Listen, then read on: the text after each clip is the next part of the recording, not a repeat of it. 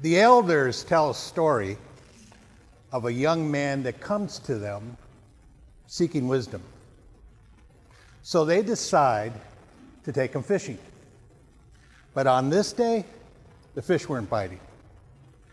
So after a while, one of the elders stands up and he steps out of the boat and he is standing on water. He takes a few steps, casts his line, and he begins to catch fish immediately. The other elder, well, she stands up, she steps out of the boat, and she is standing on water. She takes a few steps, casts her line, and she begins to catch fish immediately. Well, the young man looks at the two elders. He stands up. He steps out of the boat, but he doesn't stand on water. He falls into the water. He climbs back into the boat and continues to do this until the one elder says to the other, "Do you think we should tell him where the rocks are?" I was that young man who kept falling in the water over and over and over, because I thought I knew it all. Why would I go to the elders? What could they teach me that I already did not know? When I did, and I went to them, and I asked them for their knowledge and their wisdom, and to help me answer the question, where do I start? My life changed. Where do you find these elders who have a lifetime of knowledge and experience and wisdom? Everywhere. Every day, thousands of people are turning 65.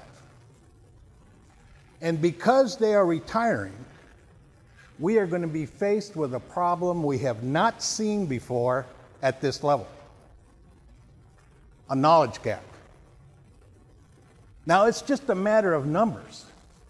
There's this many baby boomers and this many in the generation behind us. Organizations, for-profit, nonprofits, are not prepared for this massive exit of knowledge that's going to be walking out their doors. They acknowledge, yeah, it's a problem or a potential problem. So what's their plan? They're going to bring back these retired baby boomers as consultants. Here's the thing. They are the wisdom keepers, not just in business, but in life. So what can we do? Well, here's what I think we can do. We can change from being an elderly culture to an elder culture. But it won't be easy. We live in troubled times. We have lost our way. We do not celebrate the elder. We celebrate youth. We market and advertise to the gray-haired ones that we must wash this gray hair away to get the best jobs, to be more attractive to the opposite sex, to somehow turn back the hands of time. Here's the reality. We can't. And you know what? I don't want to wash this gray hair away. I earned it. Just like the wisdom in my wrinkles. And perhaps this is the reason why the young ones continue to go to the other young ones, seeking wisdom on some of life's most challenging questions. Does my life count? Does my life matter? How do I find my purpose? And where do I start? They don't think of going to an elder because it's not part of our culture. They believe information is king. It's not. It's a commodity. You can get information on any topic, any subject you like on the internet. Knowledge and wisdom comes from experience. My dad, Grehalva, was an elder, a teacher, and a messenger. He was taught in a traditional way. His elders, his teachers, taught him through storytelling, gave him lessons about life. They taught him why and how to conduct ceremony. And in turn, he taught others so that the message would not be lost. When he passed, what he knew could have been buried with him. But my stepmother documented his story.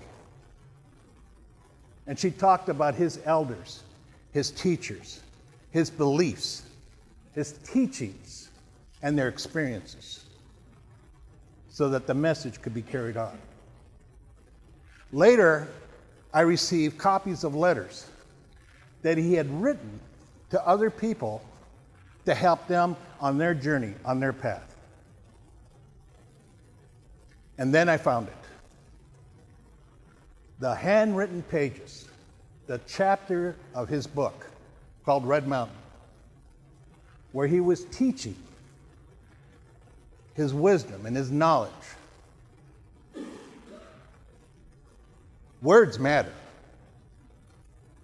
Words count.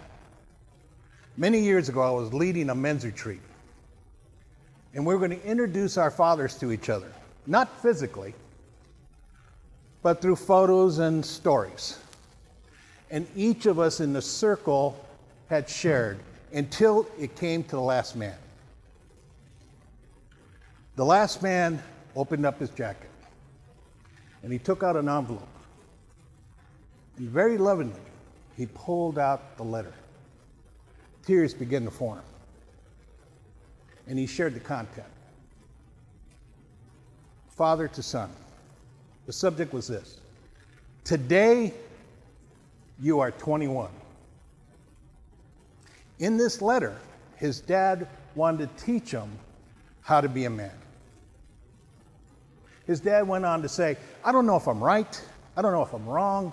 All I can do is share with you my feelings on the subject. And he gave his son 7 things to do. And he closed the letter this way: you will be guided by other people, and someday you will be a guide. And so he has. This man's father was a pilot during the Vietnam War. He did not come home. That's tragic. The tragedy is what if his words had not been passed on to his son? Words count. Words matter. And so do yours. The fear of aging is what keeps us from living. Find your purpose, find your passion, audio tape your stories, write your books, teach the skills that took you a lifetime to learn. Mentor the young ones. My dad and the other elders have taught this. Everyone that we meet on this life journey, on this life path that we are on, everyone that's been put in front of you has been put there for a reason. To teach you a lesson. And these lessons are called the gift. And these gifts are not ours to keep. We must give them away. So when the old ones come to me and they say, I'm ready to give my gifts away, but I don't know where to start, I tell them this: teach them, show them where the rocks are. And when the young ones come to me and they say, I'm ready to receive the gifts, but I don't know where to start, I tell them this: seek out an elder. Ask them to teach and show you where the rocks are. So as I close, I have one final thought, one final wish for every one of you here. Go find your rocks. Thank you.